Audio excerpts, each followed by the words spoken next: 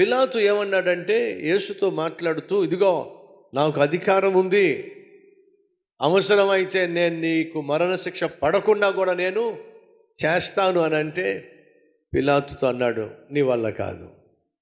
ఎందుకని? మనుష్య కుమారుడైన నేను, అనగా దేవుని కుమారుడైన నేను, నా అంతటా నేను ఈ మరణానికి అప్పగించుకుంటున్నాను కాబట్టే వీరి వల్ల అవుతుంది నన్ను టచ్ చేయటం. ఒకవేళ నేనే కాదనుకున్నానంటే ఏ ఒక్కడు కూడా నన్ను ఏమీ చేయలేడు. పైనుంచి ఆజ్ఞ వచ్చింది కాబట్టి వీళ్ళు ఈ పిచ్చి వేషాలు వేస్తున్నారు. పాప పరిహారార్థ బలిగా, ప్రాయశ్చిత్త బలిగా, క్రయధనముగా నన్ను నేను అప్పగించుకుంటున్నాను కాబట్టే వీళ్ళు నన్ను టచ్ చేయగలుగుతున్నారు. ప్రియ సహోదరి సహోదరులు, దయచేసి వినండి. యేసయ్య సేవా జీవితంలో ఎన్ని ఆటంకాలు వచ్చినా, ఎన్ని అభ్యంతరాలు వచ్చినా, వాళ్ళు చంపేసేయాలని చెప్పి ఆశించిన యేసుక్రీస్తుకు ఒక మార్గం ఉంది. ఆ మార్గం గుండా వెళ్ళిపోతూ ఉండేవాడు. ఆ మార్గం గుండా వెళుతున్నప్పుడు ఎవ్వడూ ఏమీ చేయలేకపోయాడు. మీకు ఒక అద్భుతమైన సత్యం ఏమిటంటే, మన జీవితాల్లో కూడా మన చుట్టూ శత్రువులు ఉన్నప్పటికీ, మన చుట్టూ అపాయాలు ఆటంకాలు ఉన్నప్పటికీ, దేవుడు నువ్వు తప్పించుకోవడానికి ఎప్పుడు కూడా ఒక మార్గాన్ని మాత్రం దాచిపెట్టాడు అనే వాస్తవాన్ని మర్చిపోవద్దు.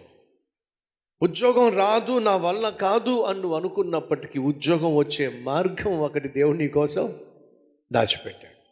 ఆరోగ్యం కుదుట పడదు, ఆరోగ్యం బాగుపడదు, అన్ని మందులు వాడేశాను, ఇక లాభం లేదు, నా పని అయిపోయిందని నువ్వు అనుకుంటున్నప్పటికీ ఆరోగ్యాన్ని పొందుకునే ఒక మార్గాన్ని దేవుడు నీ కోసం దాచిపెట్టాడు.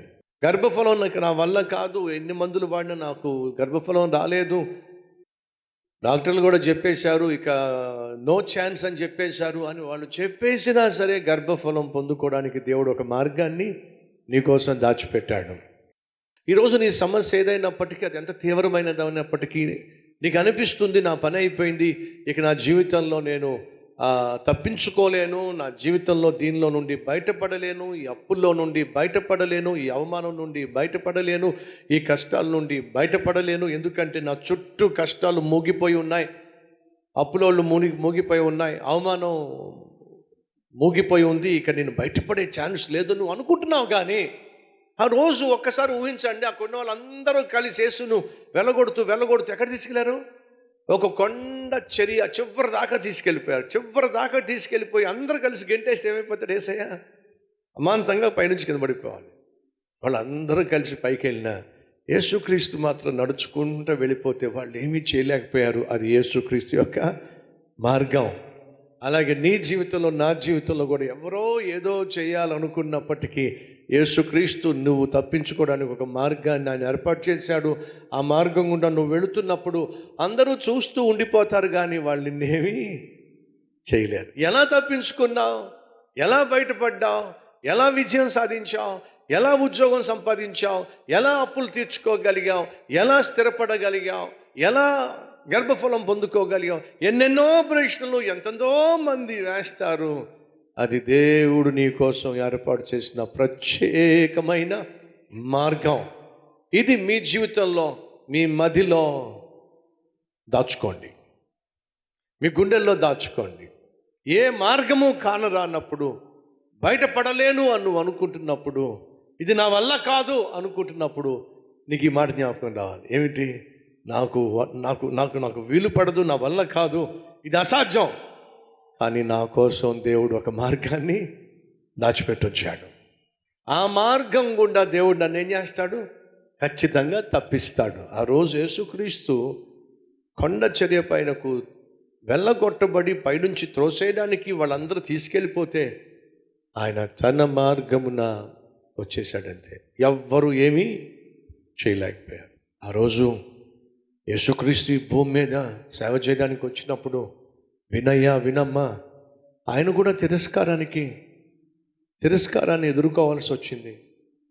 ఆయన కూడా అవమానాన్ని ఎదుర్కోవాల్సి వచ్చింది. ఆయన కూడా వ్యతిరేకించారు, అవమానపరిచారు, హాని చేసే ప్రయత్నం చేశారు. ప్రభువుని నమ్ముకోవడం వల్ల, ప్రభువుని విశ్వసించటం వల్ల వ్యతిరేకతలు వస్తాయి, ఆటంకాలు వస్తాయి, అవమానపరుస్తారు. యేసయ్యకే తప్పలేదు ఈ తిప్పలు, నీకు నాకు కూడా కొన్ని సందర్భాల్లో ఈ కష్టాలు, ఈ అవమానాలు తప్పవు. కానీ వినండి, యేసు తనకు హాని చెయ్యాలి అనుకున్న వారి మధ్యలో తన మార్గము గుండా వెళ్ళిపోయాడు. కనీసం ఏ ఒక్కడు కూడా యేసును టచ్ కూడా చేయలే. అనగా నా జీవితంలో ఎన్ని కష్టాలు వచ్చినా, సైతాను ఎన్ని శోధనలు తీసుకొచ్చినా, ఎన్నో ఇబ్బందులు తీసుకొచ్చినా, నీకు శుభవార్త తప్పించుకోవడానికి దేవుడు నీకు ఒక మార్గాన్ని ఎప్పుడూ దాచి ఉంచాడు. నీతో పాటు ఉన్న వాళ్ళు ఎవ్వరికీ ఉద్యోగం రాకపోవచ్చు, నీ కూడా ఉద్యోగం అనేది అసాధ్యంగా తయారు కావచ్చు. శుభవార్త, నీకు దేవుడు ఉద్యోగం ఇవ్వడానికి ఒక మార్గాన్ని దాచిపెట్టాడు. నీ కుటుంబము కట్టడానికి దేవుడు ఒక మార్గాన్ని. లేదు బ్రదర్, నా భర్త బాగుపడ్డు బ్రదర్, నా భార్యలో మార్పు రాదు బ్రదర్, నా బిడ్డ అస్సలు బాగుపడతాడు నేను అనుకోవట్లేదు బ్రదర్. అనుకోవద్దు. నీ భర్తను బాగు చేయడానికి, నీ భార్యను బాగు చేయడానికి, చేజారిపోతున్న నీ కూతురు భవిష్యత్తును, నీ కొడుకు భవిష్యత్తును బాగు చేయడానికి నా దేవుని దగ్గర ఒక మార్గం ఉంది. నమ్ము, విశ్వసించు.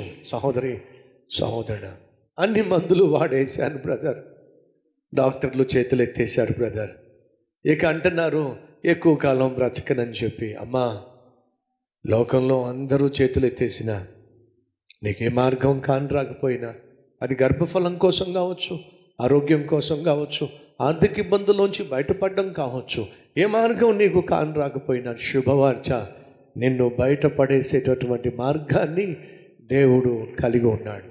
ఈరోజు ఆ ధన్యతను బట్టి నేను ఎంతో సంతోషిస్తున్నా. క్రీస్తును నేను కలిగి ఉండటమే మహా అద్భుతం, మహా ఐశ్వర్యం అని నేను నమ్ముతున్నాను అన్నవారు మీ హస్తాన్ని ప్రభు చూపించండి.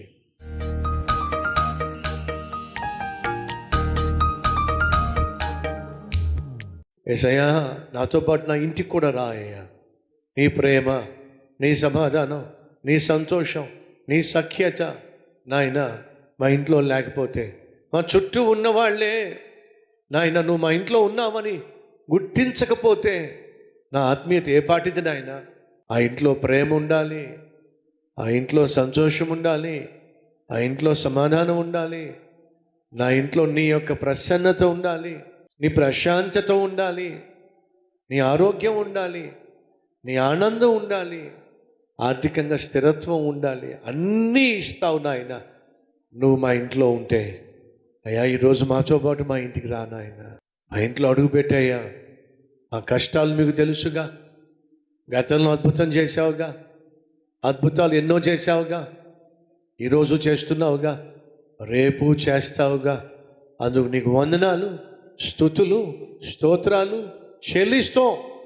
చేసిన అద్భుతాలను బట్టి కృతజ్ఞతలు, చేస్తున్న అద్భుతాలను బట్టి నీకు మహిమ, ఘనత, ప్రభావము చెల్లిస్తూ యేసునామం పేరట వేడుకుంటున్నాం తండ్రి, ఆమెన్.